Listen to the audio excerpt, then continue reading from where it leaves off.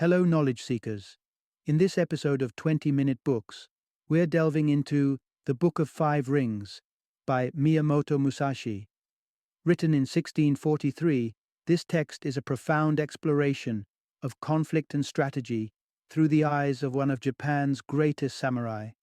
Musashi, who won 60 duels and was admired during his life as a master swordsman and teacher, imparts his wisdom on overcoming adversaries, not just on the battlefield, but in everyday life.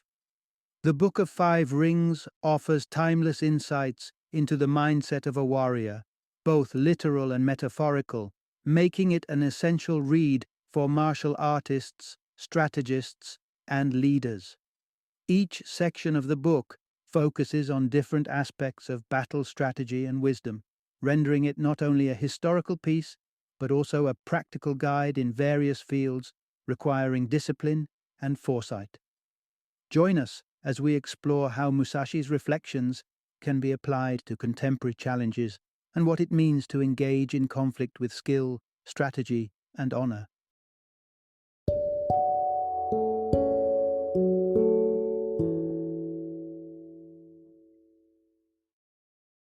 The Book of Five Rings, a classic text on the Japanese way of the sword. Introduction. Navigating life's battles with ancient wisdom. The Book of Five Rings isn't just a manual on swordsmanship, it's a profound guide for conflict resolution that transcends its martial roots to offer timeless strategic wisdom. Penned by the legendary samurai Miyamoto Musashi, this text unravels the essence of battle, which is applicable not only in physical combat, but across various fields of modern life. Crafted centuries ago, Musashi's work has journeyed beyond the dusty dojo floors to influence the desks of modern-day leaders. From the boardrooms where corporate strategies are devised, to the sports arenas where mental fortitude is tested, Musashi's advice on achieving a win is sought after. His insights serve as a guidepost for philosophers, politicians, business executives, and top-tier athletes alike. Musashi was no ordinary warrior. His intellect matched his prowess with the sword. Through the Book of Five Rings, he shares more than battle strategies.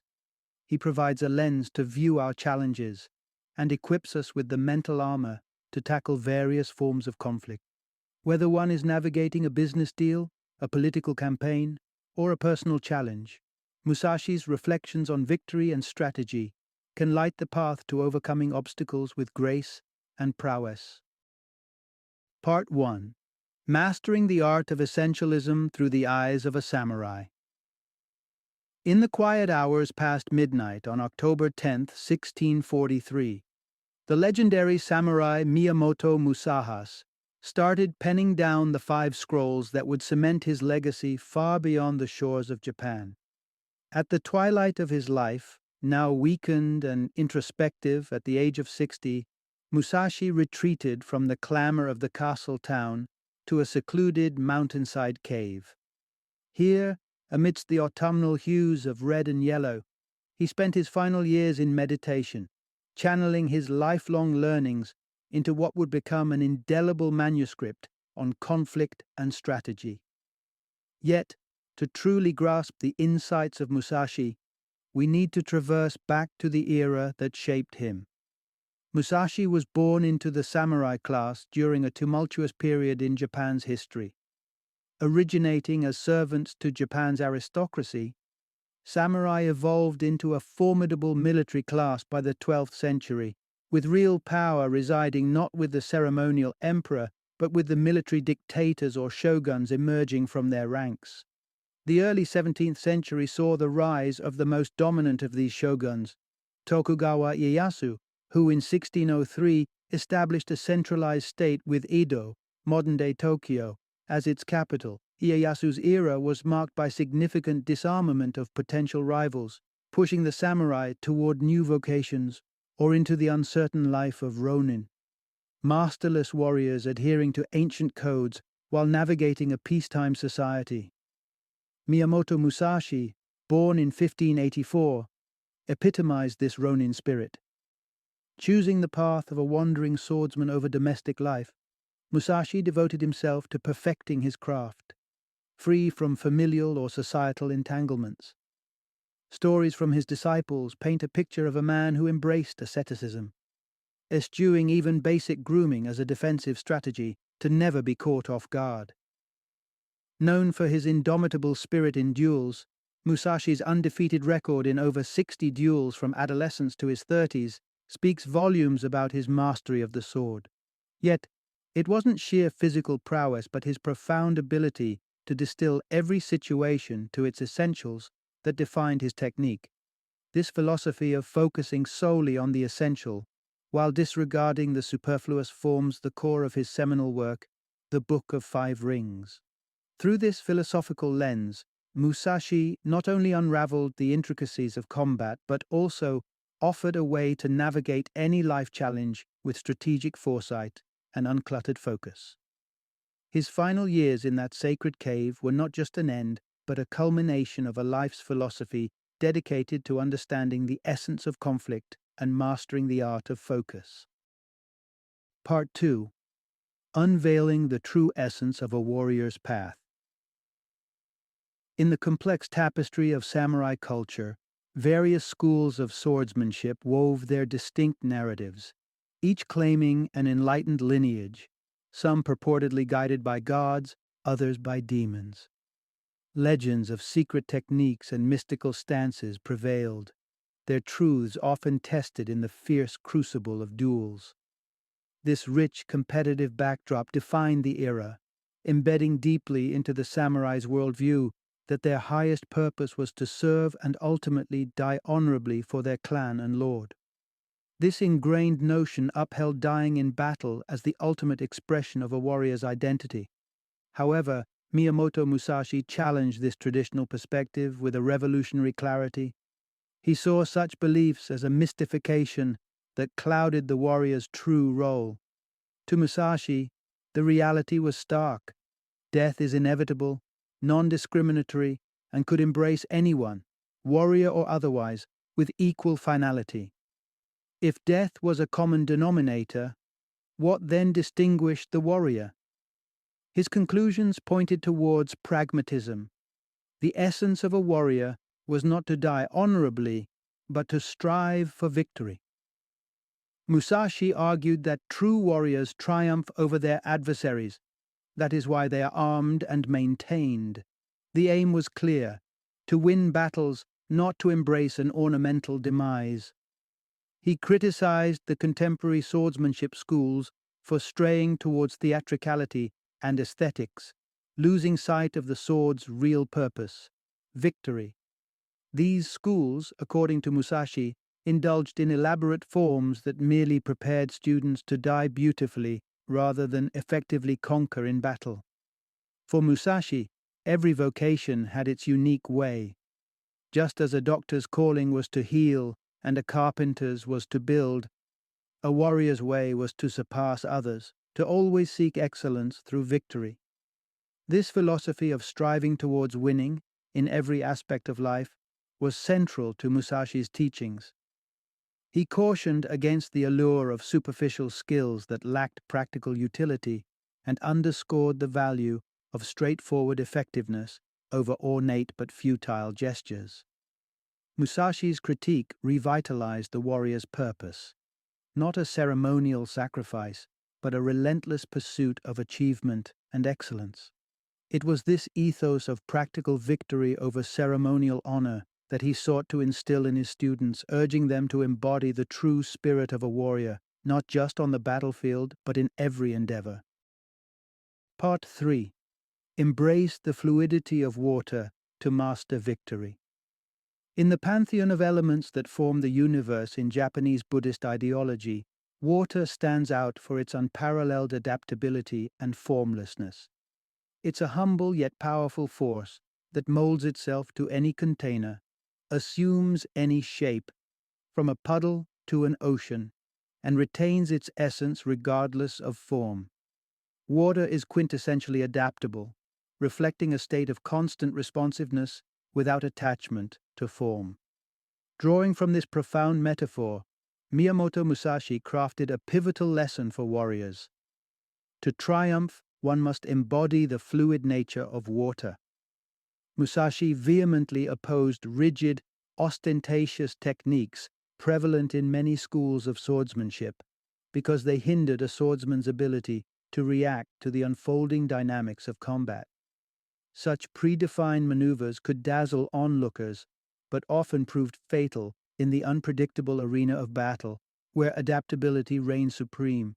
For Musashi, the essence of combat was not a pre-choreographed display, but a responsive, dynamic exchange, much like a dance where each step responds to the changing tempo and rhythm of the music. A true warrior, therefore, would not confine himself to rehearsed patterns, but remain open and adaptive, observing the opponent and fluidly countering their moves. This philosophy of fluidity and responsiveness is deeply rooted in Zen Buddhism's principle that the most ordinary state of mind is the pathway to enlightenment.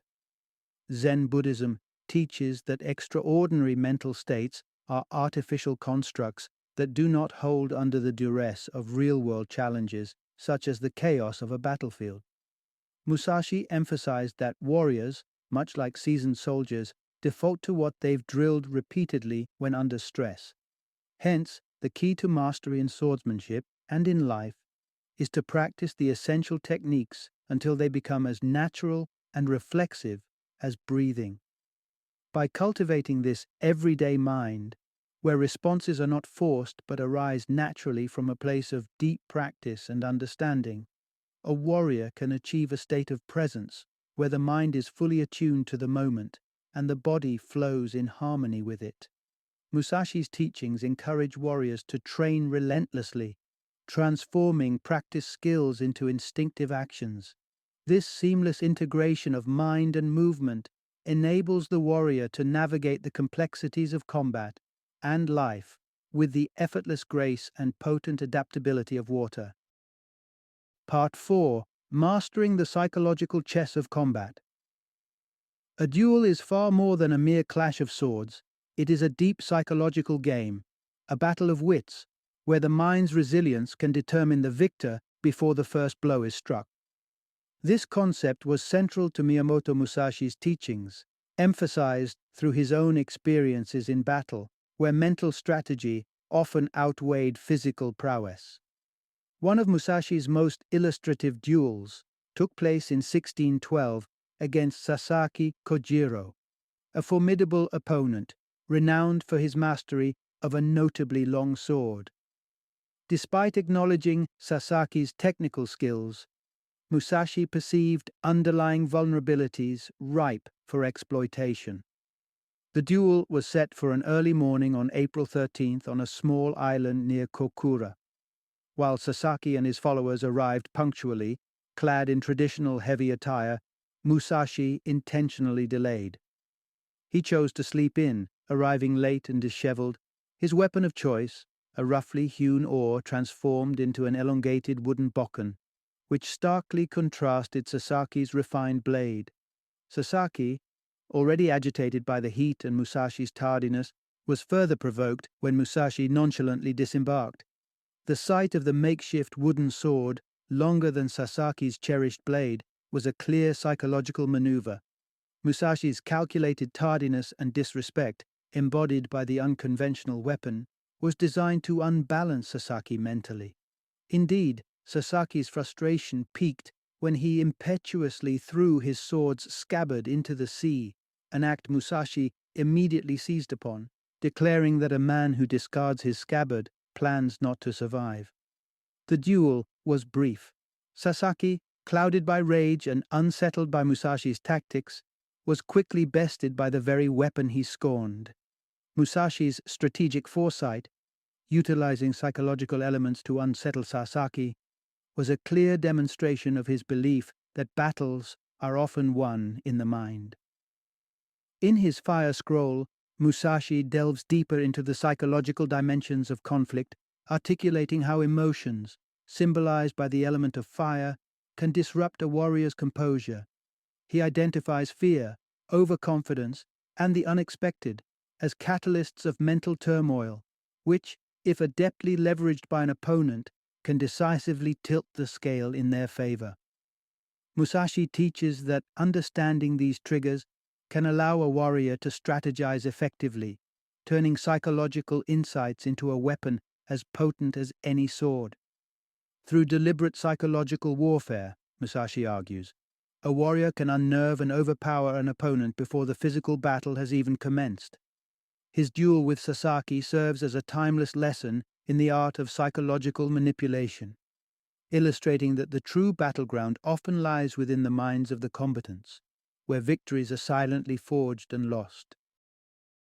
Final summary. In the realm of conflict, whether on a physical battleground or the challenging landscapes of our daily lives, the essence of a warrior is not merely to fight, but to prevail.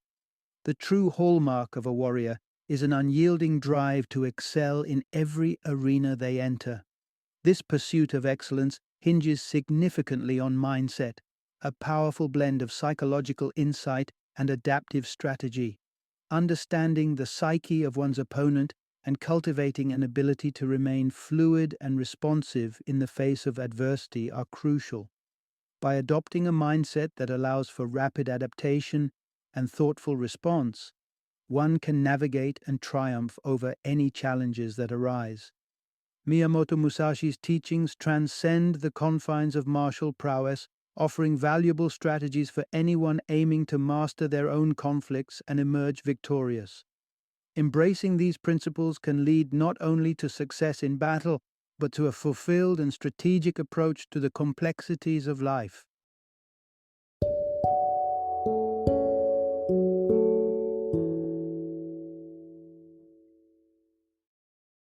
Thank you for joining me today on this journey of learning and discovery as we explored the insights of another thought-provoking book in our growing library of knowledge. If you've enjoyed our time together, please take a moment to follow our podcast, give us a 5-star rating, and share 20-minute books with other knowledge seekers. Your support truly means a lot. Don't forget to join me again in the next episode, where we will delve into another enriching book. Until then, happy reading and happy listening.